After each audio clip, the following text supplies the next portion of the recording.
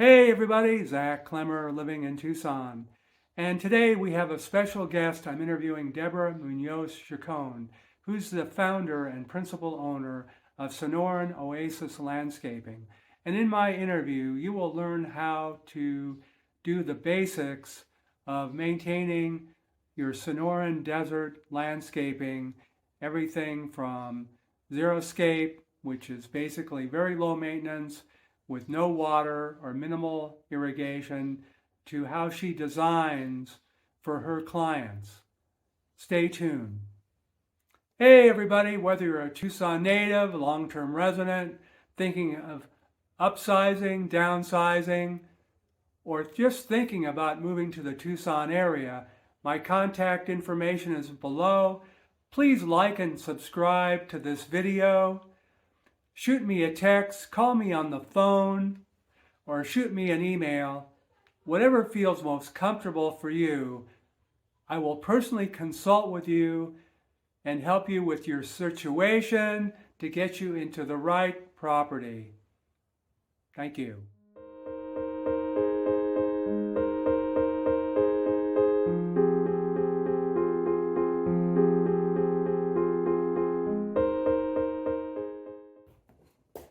Hey everybody, YouTube family, Zak Klemmer-Living in Tucson.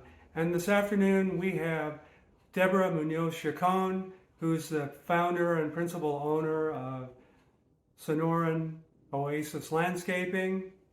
Deborah, tell us a little bit about yourself and why you decided to create this company. Yes, of course. I actually started my business in 2005 and never actually had any intention of starting a company. So it was kind of interesting.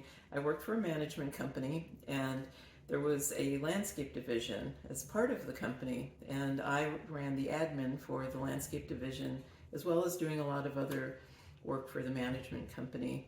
And I did that for over 10 years. And then the owner decided that he wanted to sell the company. And he's told me, well, you can stay with the company or get another job, but you might want to consider starting your own business. And I really didn't want to get into management. And so I thought, I think I can start a landscape company. I had gotten my certification as a certified arborist, and I had my spray license. And so I thought, I think I can do this. And so in 2005, I went out on my own and decided to start Sonoran-Oasis Landscaping. And one of the reasons was because I wanted to do things differently. And this is a really male-dominated field. So back in 2005, there weren't a lot of women doing this. That's really interesting. My grandparents had their own business from about 1925, and my grandmother actually started the business while my grandfather still had a job until they got it up and running. That's great, being a woman-owned business. Tell us a little bit about how you became a certified arborist.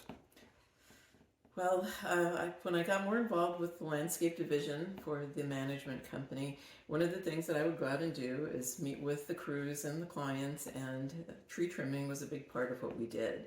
And there weren't a lot of certified arborists at the time. Back in, it was probably 2000 or 1999. It was before I started my business, and very few women actually were arborists. And so we were looking to get someone certified for the company, and I said, sure, I think I can do the test. I know the basics about trees in Tucson, which trees are really different from anywhere else, and when I started taking the classes to become a certified arborist, I was told, you have to learn all this information for the test, but once you're done, then forget it all, because the trees in Tucson aren't like the trees anywhere else. So that's sort of how I became a certified arborist, and I really love trees. And we don't do any big tree trimming or takedowns, but tree consulting, certified arborist consulting, and we do ground level tree work as well. So it's definitely a skill that's learned, and it evolves over time. What other services does Sonoran-Oasis provide? We do landscape maintenance as our primary business, so that's going in on a monthly basis or more often to residential, commercial, or homeowners associations, and taking care of the weeding, the blowing, the trimming. And all of my employees go through the University of Arizona's Smartscapes program, and this is through the Extension Center for the University of Arizona. It teaches landscape professionals how to trim properly for desert vegetation, the maintenance part of that, proper planting. You learn about the plant material, you learn a little bit about irrigation, so a little bit of everything that you need to know, and it's very specific to the Sonoran Desert, which makes it really nice because then when my employees go out to a job site, they know what the plant material is and how to care for it. Great. Tell us a little bit about your experience with the U of A extension and how that works. Okay. Yeah, I actually started when I started my company, I went through the program myself, and it's a 8-week program that you go through, and they put it on twice a year, and that's how I kind of got started with it, and then I started sending my employees through it. I actually sit on the committee now for the Smartscapes program, which is it's really nice to have some input and to be able to help to craft, kind of the direction that the program goes. So it's something I really enjoy as well. I noticed on your website that you talked about Rainbird and that you have techs that are certified or go through that. Tell us a little bit about how that adds to landscaping and what you do. Okay. Yeah, having the Rainbird certification really helps because it teaches the irrigation techs how to repair and install the irrigation systems, including valves and irrigation clocks, the timers, and the entire systems. And Tucson, is different than most other places. A lot of times we're not dealing with sprinklers and PVC pipes. A lot of times it's drip irrigation because that is more water efficient. But there's new technologies all the time, and we learn about that and get information from Rainbird as well as other irrigation companies. One of the really cool things that's come on the market for lawns is there are irrigation systems with sprinklers where the valve is built into the sprinkler, and you can actually program the sprinkler head so it knows where your hardscape is, it knows where your sheds are, and it can actually avoid those areas so you don't get the overspray that you do with a lot of other valves and the sprinkler head. So there's a lot of new things on the market, and we try to keep abreast of that as well. Does Rainbird have piping and things for drip irrigation, or is that a different brand? They do it all. So you've got drip irrigation, sprinkler systems. They handle very large systems as well as residential, so everything in between. And I saw also that you do design as well and installation. Tell us about that. Yes. I love plants. That's a big part of what I like to do. So we do spring planting is coming up soon as the weather's a little bit warmer, and we will be doing that. The planting, we also do design work. So if someone comes to us and they have a blank slate, just a dirt backyard, we can put together a plan for them, including the planting, any hardscape they might be looking for, and any other type of addition as well.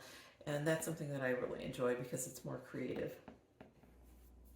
Hey everyone, we have Deborah Munoz-Chacon, and we're talking about landscape design. Her company is Sonoran-Oasis in Tucson. And we were discussing irrigation. Let's go over to design and talk about the design services that you offer. Okay. My field supervisor also does our designs, and we can help you with anything from adding plants or to starting with a blank slate if you're looking to get plants and gravel and hardscaping and anything else. We can definitely help you with the design for that. One really great thing is that there's so many programs out there now that you can use where you actually incorporate your actual home into the design so you can see what it's really going to look like. So there are a lot of new things out there. AI makes things so easy too. So it's like with everything else, technology moves forward and makes things easier and much better. So that's something that we definitely help with, and I really enjoy that. It's a creative part of something that we do. Do you primarily specialize in xeriscape, almost dripless free, or a combination? Yeah, a lot of people in Tucson are actually going to no irrigation system, and you have to really be conscientious about the plant material that you're using. If you decide to do this, you can do it, but you have to use native vegetation, which is something that you have to take into consideration. If you are looking to have more plants that maybe aren't quite desert plants, maybe desert adapted plants, and these are usually plants that have bigger leaves on them and nicer flowers. Those you'll need a little bit of irrigation water, unless you're going to hand water. So there's kind of everything in between irrigation and then plants that don't have any irrigation at all. So it just depends on what you're looking for. But we do both, and a lot of people are going towards much less water. Maybe they're hand watering, maybe using rainwater. Rainwater harvesting is one way that you can get away with not using irrigation. And this year has been really good as far as the rain that we've gotten. So it makes it much easier to do when we're actually getting rain, where you can divert the water to your plant material. And as long as we have a good rainy season, which is usually wintertime and summertime, then you can actually have your plants without the irrigation running or not using irrigation.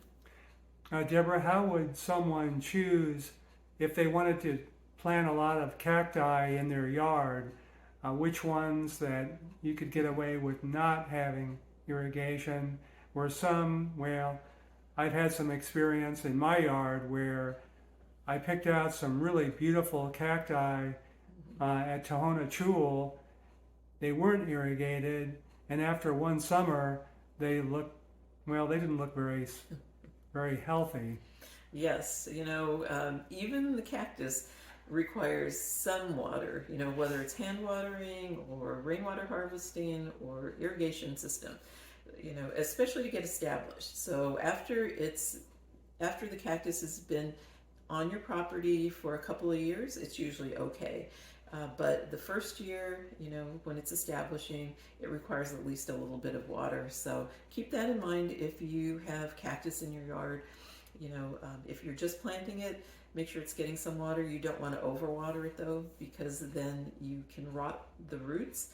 But after it's been in for a couple of seasons, you can cut back on the watering or take it off completely. If we have a really hot summer with very little water, you might want to do some intermittent hand watering or turn your irrigation system on. Is there a particular, classification of cacti that would be better suited for a xeriscape yard that you could just briefly mention or recommend? Sure. Yeah, you'd be looking at some barrel cactus, like the golden barrel. They're really pretty and they don't require, much water at all. Like I said, after the first season, any type of prickly pear cactus. There's a purple prickly pear. It's called Santa Rita prickly pear. That can add some color as well, and it gets really pretty, either yellow or pink flowers. So that's something else. There are also totems, which are taller, or fence posts that can give some height to your yard and offer something a little bit different. And of course, agaves and aloes do really well with minimal water. Could you recommend any particular type of combination of hardscape and minimal maintenance type designs, and maybe give us an example? Sure. In Tucson, a lot of people will use a crushed rock or a gravel, and that will add color to your yard because they come in different types of colors. or mulch. You can also use mulch, and that helps keep down on the weeds. And right now we're having a whole lot of weeds if you don't have any type of mulch down. So mulch or a crushed rock will help considerably. That, and then if you add swales to your property, which you can use river rock, that helps divert the water. You can divert it to plants or to trees.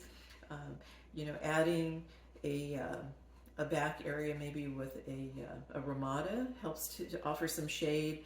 Incorporate that with trees in your design, because trees will help cut down on the heat in the summer and offer additional shade as well. So trees are very important, and you can use that as well as working with the hardscape. You want to make sure that you have some sort of shaded cover to help with our hot summers, because that will cut down on your electricity bill as well, which is always helpful. Deborah, can you go into more detail for our audience on how your consulting and design services work? Yes, we're happy to come out and meet with you initially at no cost, and then we will discuss with you what you're looking for, and we want to make sure that the work that you're going to have done will be appropriate for what you want to use your yard for. So, keep in mind, do you want to spend a lot of time outside? Do you want to have color? Do you have pets or kids that you want to make sure that they're not going to get hurt by, sharp cactus? So all of those things should be taken into consideration. Do you like to go outside and barbecue? Do you want to sit out in the shade? Are you here during only the winter time? Do you want a lot of color in the winter, or are you here year round? So all of those things come into play. Once we've talked to you, then I would provide you with a list of different types of plants and some information on them, so that you have an idea of what could work for you. And then from there, we actually put a design together, and the design is a minimal cost, and we do installation as well, so we can help you with the consultation, the design, as well as the installation, and then if you're looking for maintenance on the work afterwards. And we do warranty our work, so as long as you have us do the maintenance, we warranty it. If any plants die within a certain amount of time, and if you have problems with the irrigation system, we come out and we do replacement and repairs. One home that we owned, I had a real big issue with caliche, and someone had planted a tree in the front yard, and the roots were almost surface roots. There's really an issue there with us. Can you tell the audience about how that might impact their yard and some of the things to know beforehand? Yes. Oh, caliche. Yeah, especially on the west side of town. Oh my goodness, it's a real problem. And we actually had one project that we did where you had to jackhammer, because I know we had to rent a jackhammer to plant to do planting in our backyard. Yes, and it's really, really hard on plants and trees. If you're working with caliche and you have to do a lot of digging, you want to make sure that you plant with a hole large enough to help the tree or the plant to survive. So you're looking at, typically you want to have a hole twice the size of your planting bucket. So you want to make sure it's twice as wide and just as deep as the bucket that you have, or the container. With caliche, you want to make it probably 4 times as wide, because the roots will need additional room. Also, you want to make sure that you have a drainage hole somewhere in the middle. So you want to make sure that there's a place where the water can drain to, so that it doesn't just sit on the roots, because that'll get you root rot as well. And some of the hardier Palo Verde trees and mesquite trees, they're used to being in a desert environment. They do a lot better than if you're trying to plant something, like something back east that you would plant, maybe an ash tree or something else. So your plant material is really important. Make sure you have a wide enough hole, and that there's some sort of drainage, and that you incorporate amended soil. So you want to make sure that you have good soil in there, when you're planting in caliche. But it's really, really difficult on the plants. So it's, and cactus will do okay. Some of the shrubs have a little bit of a problem as well. But the bigger the hole, the better. The bigger the planting area, and then amended soil. Those are the tips I can give you on caliche. Do you have a few tips that you could give our audience on transplanting pieces of cacti to reproduce them? Things to look for? Yes. One great thing about cactus and agaves and aloe is that you get free plants. I mean, they're very good for propagation. If you're dealing with a prickly pear, all you need to do is, cut off a couple of nice pads. They look like, the little pads. And you want to set them for a while, so maybe a week or two, so that they scar over. So you don't want to plant them immediately if you can avoid that.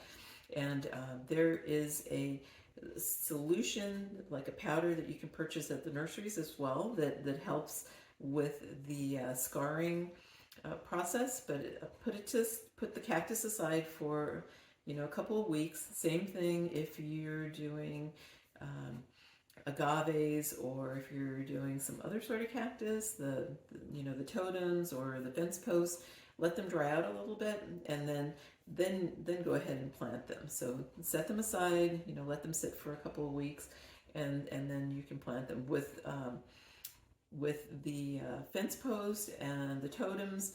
You can take a stalk. So they're usually multiple stalks, and you can just separate one of them, and you can plant it after it's set for a while.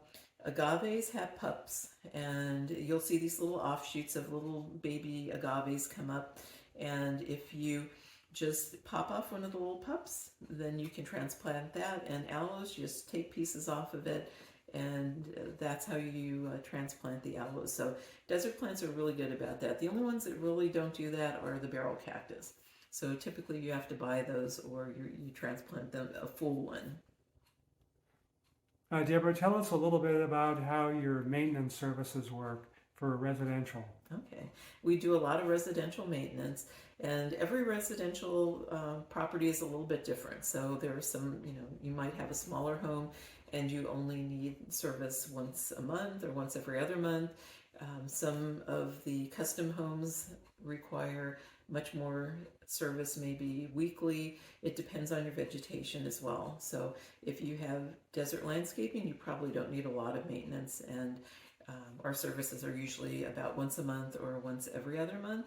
But if you have a lot of trees and shrubs and maybe planted areas, bedding areas, then you're going to be looking at needing more maintenance. We have trained crews. They come in, there's a crew leader, and then they have trained landscapers who work with them. And we come to your property, and we'll do the trimming and the blowing and remove everything off site. And since we're family owned, you either see myself or my son, who's my field supervisor, and we oversee our crews. I know all of my clients, and you'll see me on site, typically at least once every few visits, and then he goes out as well. We provide accountability, so each of our crews puts together they fill out a work report that we provide to our clients. So you know exactly what the crew did when they were on site, in case you weren't home, how long they were at your property, and who was there. So that's really important, because we want you to know what was done or what wasn't done and why. And like I said, we pride ourselves on doing the maintenance properly. So the crews, understand how to trim the vegetation and how to take care of it, and when things are dormant and when to trim them back. So, and that's really important. Deborah, tell us a little bit about your program for weed control, since that's, if you look out in your yard right now, it's the beginning of March and their weeds are there. Yes, we love the rain, but we hate the rain. We can always use the rain, but the weeds love the rain as well. And every client's a little bit different. So, there's a lot of variance as to what clients want. And, I have to say, still the most effective weed control is the conventional weed control. So your pre-emergence, which help to keep weed seeds from germinating. That work is done twice a year, and that's in the winter and the summer. And you put a pre-emergent down, and it creates a barrier between your topsoil and weed seed, so it helps to keep them from germinating. Then you also apply weed killer, which, the best one that works the best, of course, is the glyphosate, which is the Roundup. But there are a couple of other things that you can use as well. Another approach is using organic material. So if you're really not wanting to use conventional weed control products, there's always organic. You keep in mind they're not as effective as conventional material, but they do work. They're more expensive, and they're probably about 50% as effective as conventional weed killers. So, that includes citric oil, which is a weed killer, and then there's also something called corn gluten, which you can put down as a pre-emergent. So you have a few options there. Some people like to use vinegar, but that, keep in mind that the organics also, you have to be careful with them. Even though they're organic, you still want to make sure that you're wearing gloves if you're using that, and that you keep your kids and your pets off of it when you're spraying it. And then, of course, there's manual weed removal, which is all labor. You go in with, you hoe it out with a hula hoe, or, you yank it out, hand pull it. And, there's also, when you use all in combination together, it's called Integrated Pest Management, IPM for short. And that's where you start with the least harmful method, which would be your manual weed control. And then when you have more weeds than you can handle with that, then you might want to move on to your organics. And if you're still having some issues after that, maybe use a conventional weed killer. So you can use one, the other, or a combination of all three.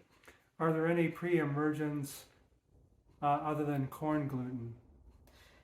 For organic, not really. I mean, they come in different names and different products, but when you look at the label of what the ingredients are, it's typically the corn gluten. So it'd be nice if we had more options, but especially with conventional products, they're becoming fewer and fewer, and it's understandable because they can cause problems with the environment.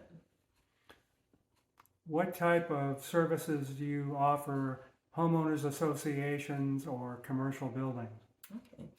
We offer all the same services that we do for residential. It's a little bit different in that instead of dealing with a homeowner, you're dealing with a manager, you're dealing with a landscape committee, especially, with HOAs. And then with commercial, you usually have one point of contact. And that is oftentimes more about keeping a property looking good for visitors who come in, especially with commercial.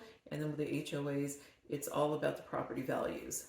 The homeowners associations want their common areas looking good so that the homes prices increase and that the homeowners are happy with the look of the community. And so that's really important. So with HOAs and commercial, it's a lot more maintenance intensive, definitely. And replacement of plants, if they die, you want to replace them fairly quickly, making sure the irrigation systems are working properly, because you don't want to get fined by the city or the county if you have excess water running off your property. So it's you need to be a lot more aware and in tune with what's going on at the property. Fantastic. In closing, we've been having a conversation with Deborah Munoz-Chacon, who's the principal owner and founder of Sonoran-Oasis Landscaping Company, and they offer services for residential, commercial, including homeowners association. And I'll be posting her contact information after this interview to reach out if you have any other questions for Deborah. I'm sure that she would be more than happy to have a conversation and get something started with you. Absolutely. And thank you so much for having me, Zach. This has been really fun. I've enjoyed it. And give me a call if you have any questions. I'm here and happy to answer anything. Like I said, I'm a certified arborist. We are certified chemical sprayers as well, and we're licensed, bonded, and insured. My pleasure, Deborah. I've really enjoyed chatting, and stay tuned. Hey, Zak Klemmer here, living in Tucson. I'm a realtor with United Real Estate Specialists. Like and subscribe to my YouTube channel. Whether you're a native Tucsonian, a long-term resident, or just thinking about moving to the Tucson area, my contact information is below. Send me a text, shoot me an email, or call me on the phone, whichever is most comfortable for you, and we will help to make your next move stress-free.